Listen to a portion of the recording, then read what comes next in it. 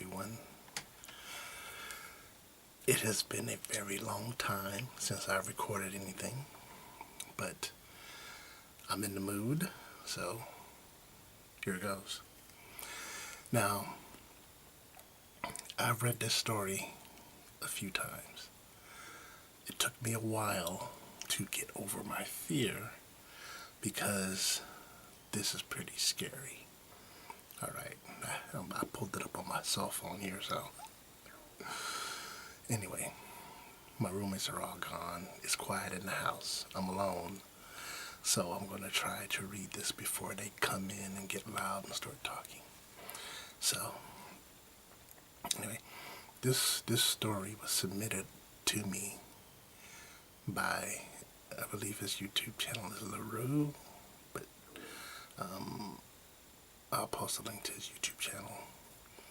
But I'm assuming this is also his Reddit page as well, because he said it did happen to him and that he posted it on Reddit and whatnot. And so his name on Reddit is Vipdad, and the story is called The Lantern, the Boatman, and the Laughing Children. Okay. And forgive me if I'm being too loud. It's been a long time and I'm trying to get back into the flow of things. Tomorrow is Super Bowl Sunday, Super Bowl 51. I am going for my Atlanta Falcons, and we are going to crush the Patriots. I hope, but we'll see. We'll see what happens. The Patriots might crush us, you never know. Anyway, The Lantern, the Boatman, and the Laughing Children. I just finished editing this post. I attempted to fix all typos and grammar inconsistencies, as well as adding to some details of the original post.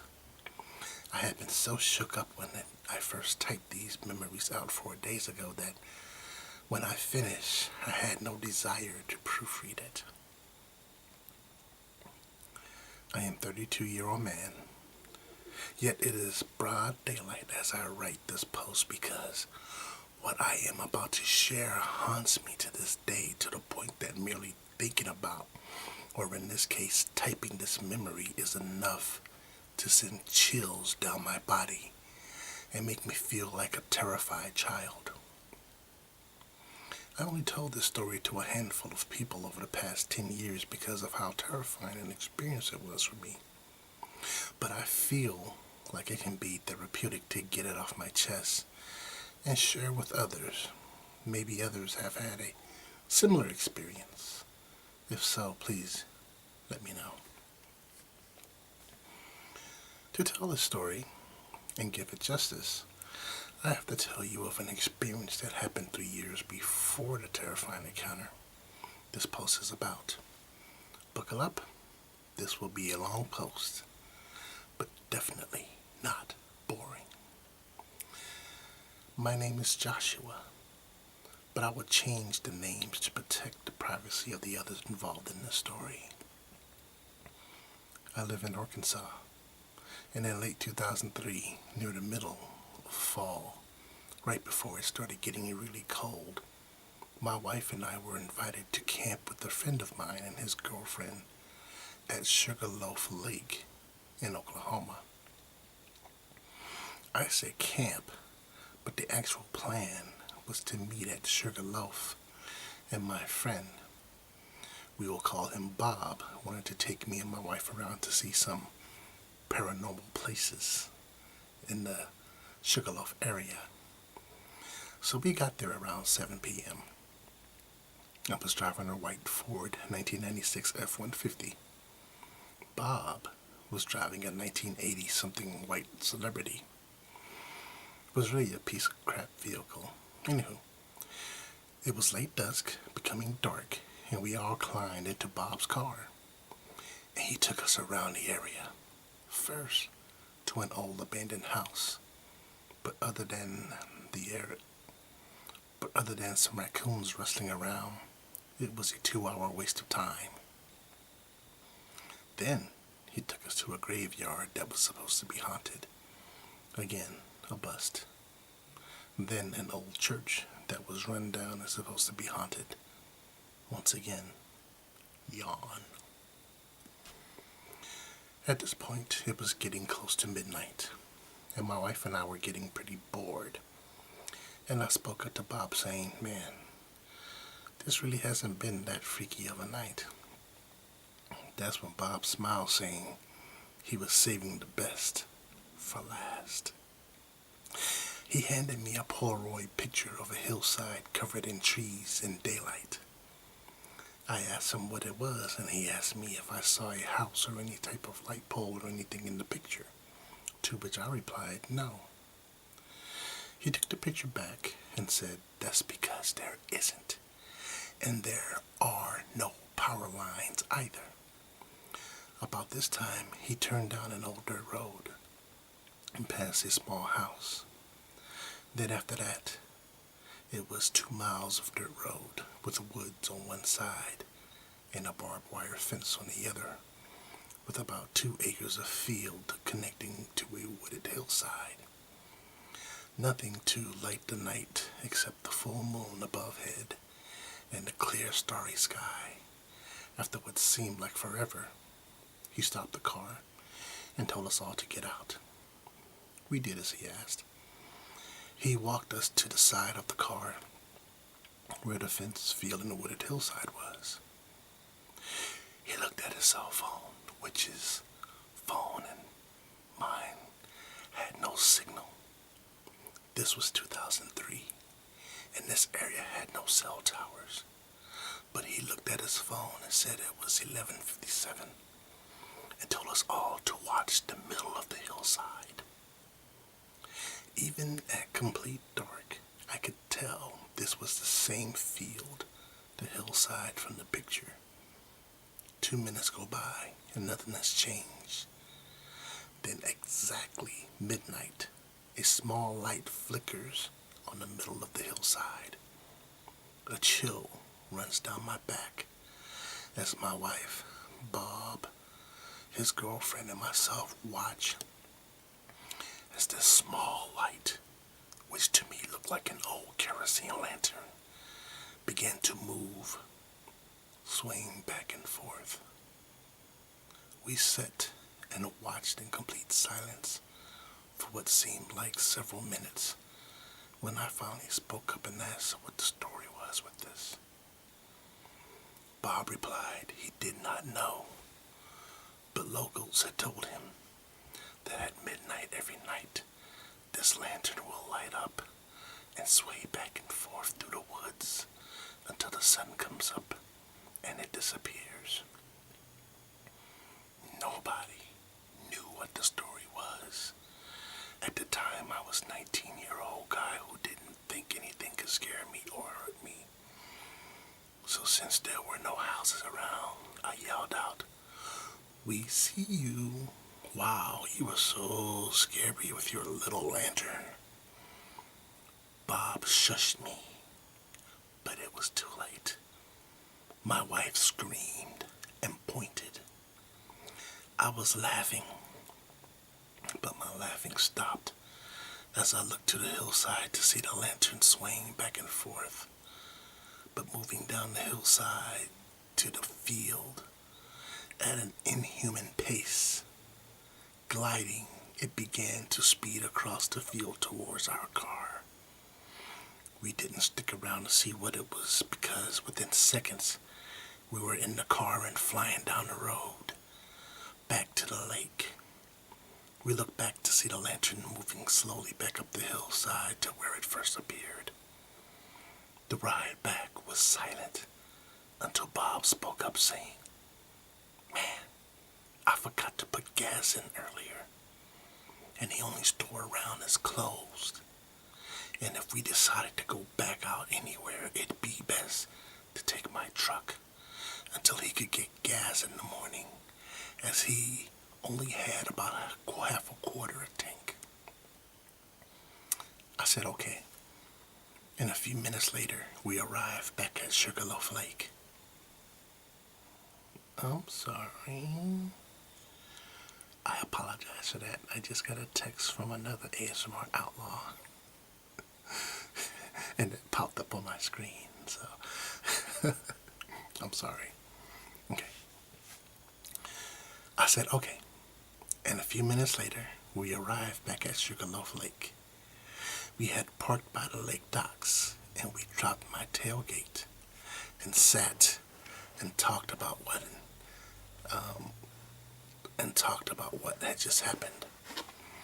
Bob's girlfriend was pregnant at the time and told him she was hungry.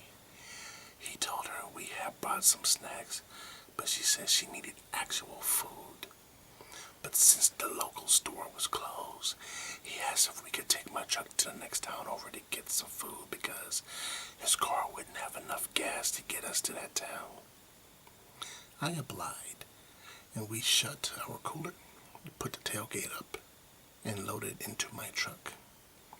I turned the key, and nothing happened.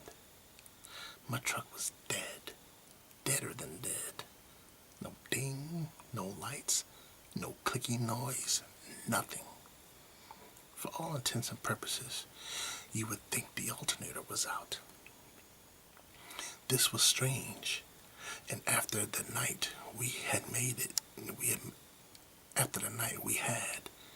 it made us all feel uneasy.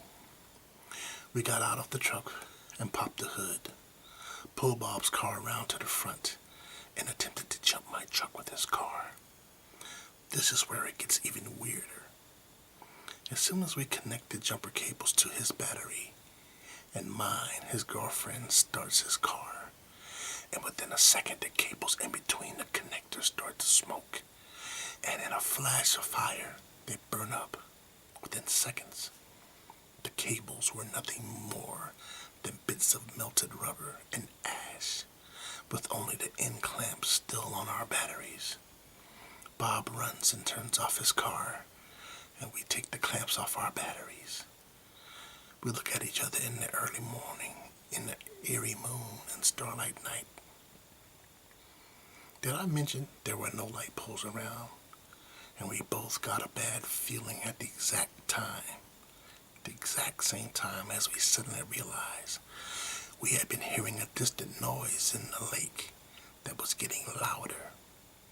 It was a motorboat. Now, like I said, this was the time of the year. It was starting to get cold, especially at night. We were bundled up as it was, and we were standing still on land at night. But somebody was out on a boat after midnight when it had to be chilly as all get out with the wind hitting them. And from the sound of this motor, it was going pretty fast, but we saw nothing. That is until the boat was about 50 yards away, and a very bright spotlight comes on, temporarily blinding us all. Bob and I tell the women to get in his car and lock the doors. I reach into the bed of my truck, give Bob a tire tool, and I pick up another. I work at a tire shop and had all kinds of tools in the trade in my truck. We were standing in front of the vehicles in the middle, the hoods up on both. As the boat pulls up to the dock, and two heavily bearded men in their 30s to 40s step out of the boat and walk up. It's hard to give an accurate description as their spotlight was still pointed at us, and it covered the men in an eerie shadow, whilst blinding Bob and I. They look at us and at our vehicles, and one glances in the direction of the car at the women, then back at us, and lets out a small chuckle. "You fellers got some sort of car trouble?" one asks as he lights up a cigarette. "Yeah, but nothing we can't handle," I stammer. The guy with the cigarette sniffs the air and looks down between Bob and I's feet and sees the still smoking ashes of what was the jumper cables. Looks like it was more than your weak jumper cables could handle. You all need some help? We got some tools on the boat that I think can fix you guys' problem right up. Then the other man, who had chuckled in the beginning, says, mm-hmm, fixed them right up. I am speechless at this moment, probably with my mouth hanging open. I can't remember as the two men walk back to their boat. We hear what sounds like chains rattling around as we try to make out what they were doing. But the spotlight is so blinding, we can barely see. But the chain noise was enough. Bob looked at me, and without saying a word, we jumped in his car and we drove out of there. For the next few hours, we drove to the populated area of houses, which wasn't many in the rural area. We were pretty much stuck in since we had very little fuel. But we all sat in the car, mostly quiet, looking around in all directions, in near panic, thinking at any time those men would find us. Bob would turn his lights on every now and then, thinking he had seen some movement in the dark. After a while, the women fell asleep, and Bob and I talked about how weird this whole ordeal had been. He laughed, saying, "I told you it would be a scary night. I just didn't know it would be this sort of scary." At this point, the paranormal lantern wasn't even the main thing freaking me out. But the men never showed, and eventually the morning was on its way. And it was about 20 minutes until the sunrise, and Bob asked if I wanted to go and see if the lantern really disappears at sunrise. I asked if he was sure he had enough gas, and he said, yeah, the local store opens up in about an hour, so we'll be fine. I tell him in that case, then yeah. We wake the women up and drive back to that hillside. We get there with about 4 minutes left until sunrise. We still see the lantern swaying in the woods. Bob looks at me and I smile and do the motion for zipping my lips. And we all watch and wonder as right at sunrise, the lantern slowly fades away to nothing. After this, we get back in the car and drive back to the lake, feeling safer now. When we get there, there is no sign of the boat, and the hood of my truck is still up, and the doors are still locked. On a whim, I tell Bob I'm going to try to start the truck one more time before he drives us somewhere where I can get a cell signal and call for help. And wouldn't you know it, the truck starts right up with no hesitation or problem. We all went our separate ways, happy to have seen the sunrise and counting our blessings and swearing to leave the paranormal investigating in this area to others, and swearing that we never wanted to come back to this area and run into the boat people again. However, all things fade with time, even fear and common sense. 3 years later, Bob, who I hadn't seen in almost 2 years at that point, calls me up and says he has a proposition for me. He goes on to tell me that he has a group of himself and 3 other Wiccans who go out and do a seance in haunted places, and asked me if I would be willing to film their sessions in the haunted places for their records, and that they would pay me well for my services. I am no Wiccan, but I have always loved the paranormal. Even after what I went through at Sugarloaf, I still had an itch to scratch. When it came to getting scared and dealing with the paranormal and the unknown, and I told him, yes, I would love to film for them, but I had no interest in joining in, that I was okay with watching and just getting to be out there looking into the paranormal again. So of course my next question was, when and where are we going to be doing this at first? When he answered me, I got a terrible gut feeling, and I wished so much that I had trusted my gut and told him I had changed my mind. Remember that lantern light out near Sugarloaf? He asked, as if there was any way I could ever forget. Yeah, I stammered. Well, why do you ask? I told my group the story, and they want to do the ritual there and see if we can contact the spirit and find out why it is there and what it wants. I don't know, man, I said.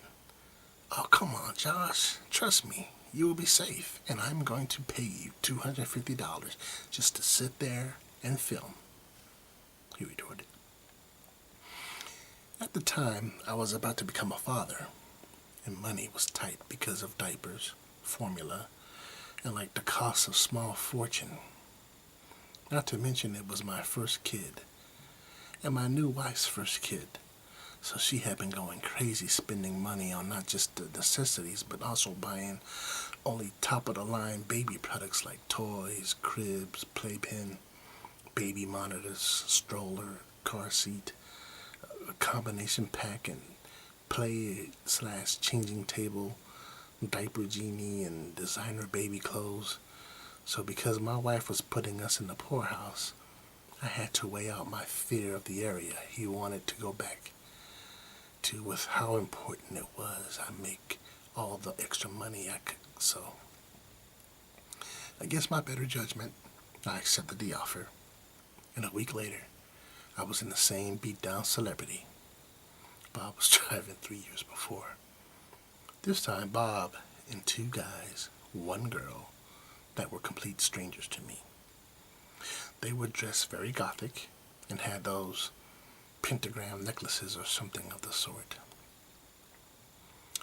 It was 11:50 when we got there, and the four of them sat in a tight circle, and I was behind them to the right, about 5 feet from the barbed fence that was in front of the field that led to the hillside.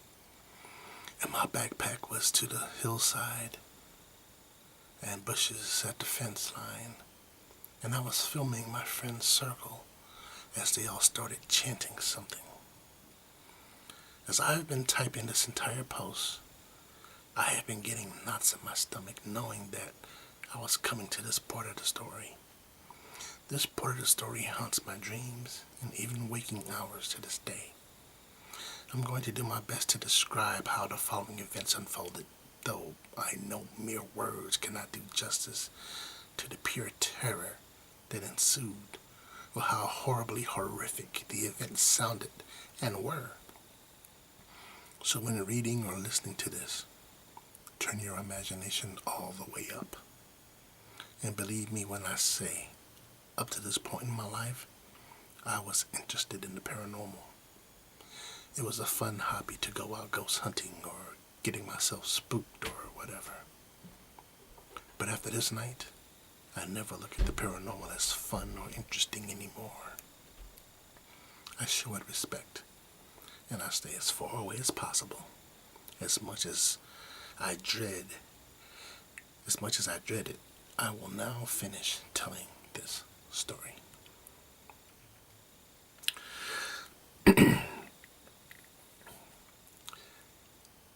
It was around this point that when I read this the first couple of times, really got freaked out. And even I couldn't finish. And I messaged the author saying something to the effect of, "Oh my goodness, did this really happen to you?" And he was like, "Yes, this really happened to me." And he gave me 2 stories. I haven't read the second one. This is the only one I've read. That's why I'm able to go at the speed that I'm going. So, bear with me.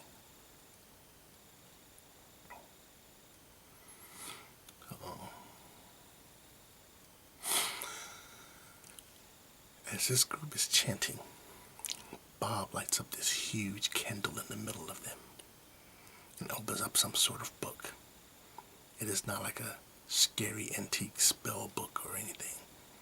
It looks like a newer hardcover.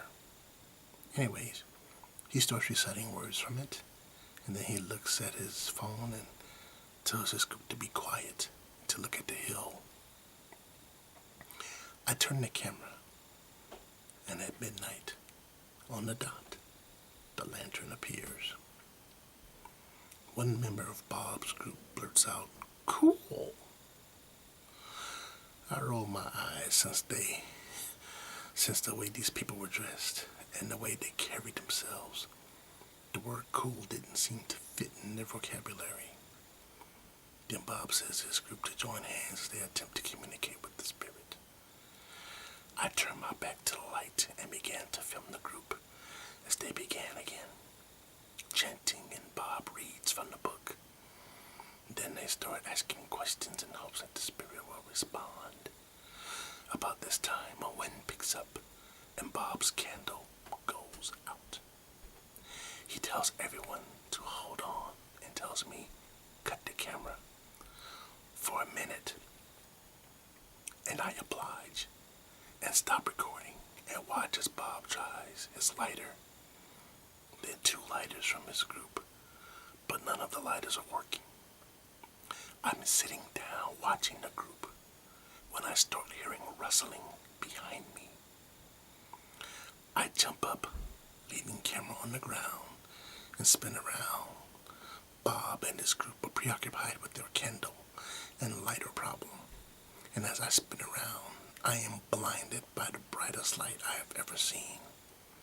What I believe was the lantern up close and personal, but as quick as it appears, the light is gone, and the lantern is nowhere to be seen.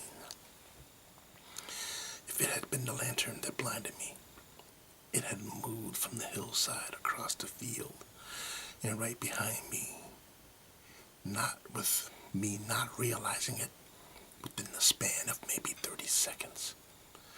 I look around for the lantern on the hillside, and nothing. It's only 12:15 or so, and the lights has always stayed until sunrise. At this moment, the wind quits blowing, and I hear Bob's lighter finally flick, and I see it light up. And I mutter, "Guys, did you see that?" They all turn and ask, "What am I talking about?"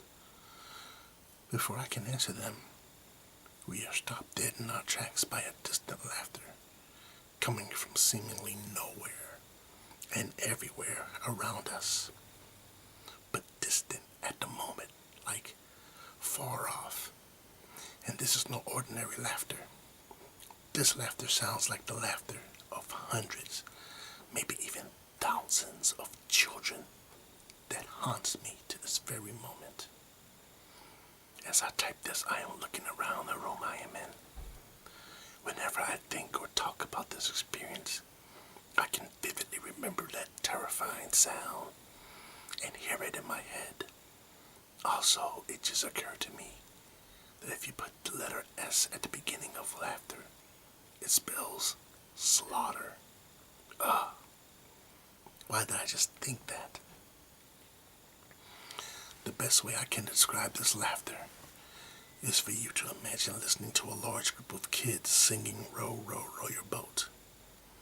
You know how one kid will start, and seconds later, another will join in, starting at the beginning of the song, and so on and so forth. Well, this sounded like I said like hundreds or thousands of children laughing. As if one would start laughing, and seconds later another would, and that pattern went on in an endless loop. I'm not saying the laughter sounded like the song "Row, row, row your boat." I'm saying they laughed in unison, just like kids do when singing "Row, row, row your boat." One would start, then seconds later another would, then another and another and another, and the laughter was getting louder and closer. There was sinister laughing, goofy laughing, giggling, all around from all directions. I was shaking. I could not move. I was spinning around and around, looking off in the distance. This couldn't be real. This sort of thing does not happen. What was happening? I screamed at Bob and his group that we need to get out of here. But they are already all running for the car, leaving their Wiccan book and candle behind. And without hesitation, I run after them and jump in the car, just as the laughter is becoming deafening. And we haul butt out of there and drive about a mile up the road and pull over as Bob is in no condition to drive, as we are all freaking out. We all get out of the car, pacing around the car, asking each other if we really just heard what we heard. I tell Bob that I am sorry, but I left this camera behind. He says he does not care, and that he isn't going back for it.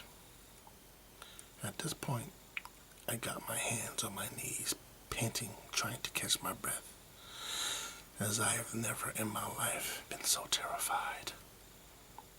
That is when all of our chatter stops, as we once again hear the laughter off in the distance, very quietly at first, but slowly getting closer and closer and louder, until again it is becoming deafening. We jumped back in the car and sped away. We drove about 6 miles, and for the first 3 miles, we can all still hear the laughter in the distance. With our windows down a little, we all began to calm a little. By mile 4, when the laughter can no longer be heard, but we have no intention of pulling over again. And Bob's friend is the passenger seat with his phone, waiting for a signal to pop up. And at about mile 6, Bob's friend says, "Hey, I got full bars." And he hands the phone to Bob, and he calls a friend of his who was in the occult and well versed and educated in it. And as we are driving, he is describing what happened to the lady. Bob later told me his friend told him she believed it was the children of Hecate, or something like that. I have no idea about what Hecate is, but it sounded like more of a guess to me. Anyways, as Bob is on the phone speeding out of the area, me and the 2 other people in the back seat all get a chill at the same time.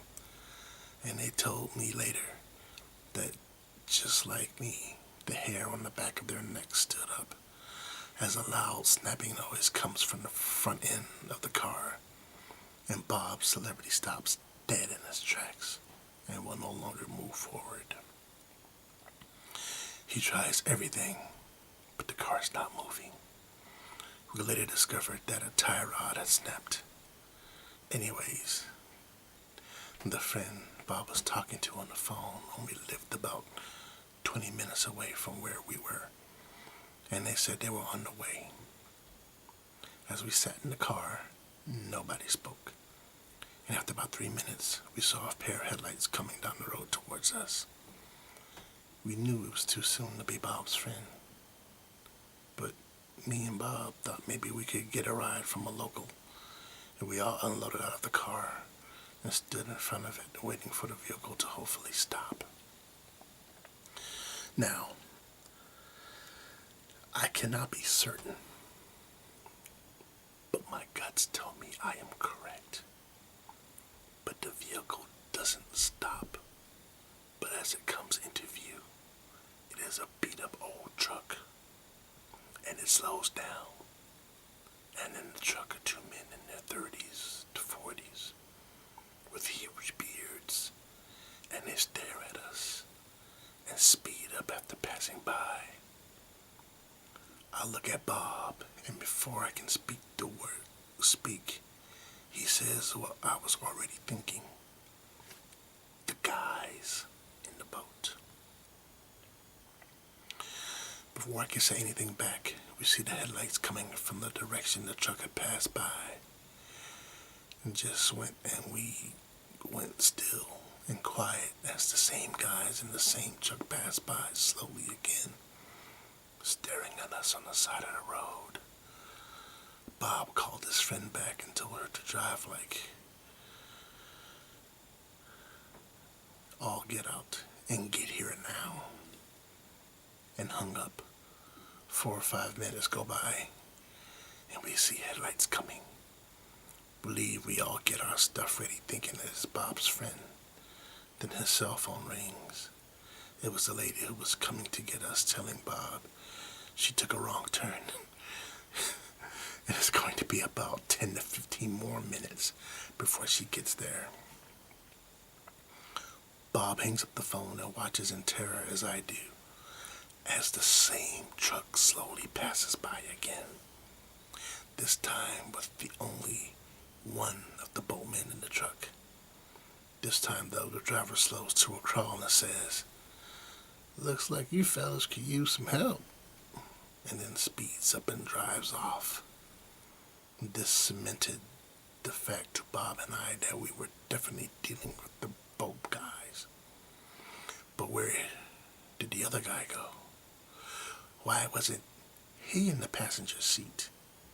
And to make matters worse, at this point, something we had almost completely forgot, due to the boatman, was immediately reminded to us as we began to hear the laughter again off in the distance, but all around us like before. And over the next few minutes, it started getting closer and closer. I am almost peeing my pants as the sound is getting deafening, and we have nowhere to run this time. And then from behind our car off in the distance, we see 2 sets of headlights coming on, and 2 vehicles coming towards us slowly, side by side, taking up the entire width of the backcountry dirt road, both coming our way. The laughter now seems to be coming from the woods on both sides of the road we're stuck on, and the laughing seems to be zeroing in on us as if hundreds or thousands of children are within reaching distance of us. There is no wind, no sound, other than the crunch of the tires on the rocky dirt road of the 2 vehicles slowly driving towards us. With our last shred of hope fading away into the laughter of the children and the headlights of the 2 vehicles, surely being driven by the boatmen, we were given a reprieve, as at this time, and coming from the other direction, we see another set of headlights coming fast. We hold our breath. The laughter of the boatmen. What could be next? How will we get out of this? And that is when the vehicle that was coming pulls fast up, and it is Bob's friend. She unlocks the doors on her car, rolls her windows down, and begins to tell us to get in. When this happens, the 2 sets of headlights coming from the other direction turn off, and Bob's friend says, "Oh my God, you weren't kidding about the laughing kids." She screams at us to get in, and we do. We begin to tell her about the boat guys, and she turns the car around, and no sooner than she starts to drive away, the 2 sets of headlights come on again, this time with their brights on, and they are about a car length behind the car. We are all crammed in. I yell to the driver, "Go, go, go!" channeling my inner Jeff Goldblum, telling her, "Faster, must go faster." She floors it, and for about a mile, the 2 vehicles stay on our butts. When they turn off into a side road for about the next 2 miles. After that, we all hear the laughter still way off in the distance, with our windows down. Then after 3 miles, the laughter was gone. To this day, I have no explanation as to what happened. What the laughing children were. Why the laughing followed us. If the boatmen were connected to all this somehow, or if they were merely a coincidence that happened to terrify us at the same time as the paranormal stuff was happening. And if that is the case, why did they not react to the laughing children sound? As the lantern connected to the laughing children, or did Bob and his group mistakenly call forth the laughing children through their ritual? Like I said, this happened years ago, but I still feel as terrified now when I tell people about it or think about it. I have had constant chills and goosebumps as I had written this. I'm sorry for typos or grammar issues, but I'm a bit shaky as well. I'm going to post this story as I hope it is readable, and I hope somebody who reads this and has had similar experiences can share their story with me. In a weird way, I believe that would help me deal with the trauma this experience still causes me to this day. To all of you who think the paranormal is fun and just a hobby to get your thrills with, I beg of you and I warn you that we are not prepared for what is really out there. You can think nothing will scare you or harm you, but you are dealing with unknown things.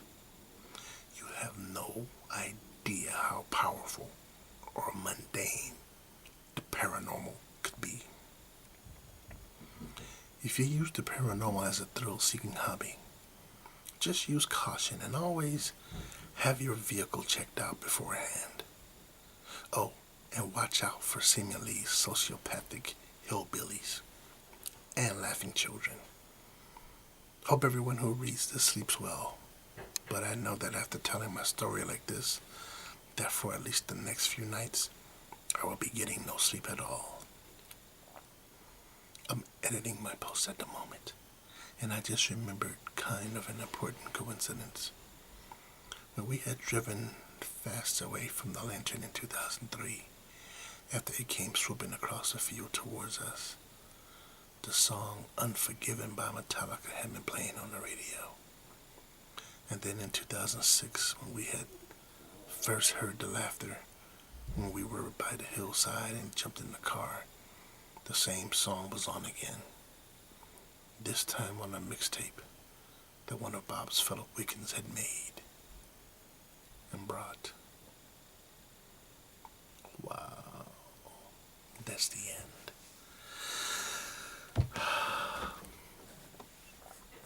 That is the first time I could read that story straight through. Alright. It's still creeping me out, but it's not as bad as it was the last time I read it. Oh my goodness, it creeped me out something awful. I kid you not. I had to ask the dude, did this really happen to you? And he confirmed it, that it did in fact happen to him.